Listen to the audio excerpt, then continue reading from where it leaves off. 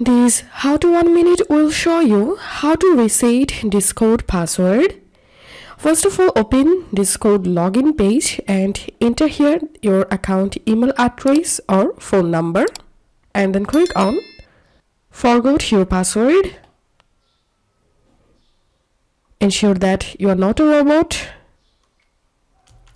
and after that we can see we send instructions to change your password to the email address. So all you have to need, just I'm going to opening my email address here, and here is the email to reset my Discord account password. So I'm going to clicking on reset password, and now all you have to need, just enter here a new password for your Discord account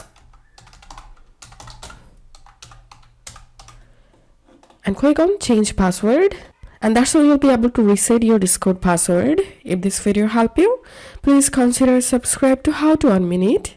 See you in the next video.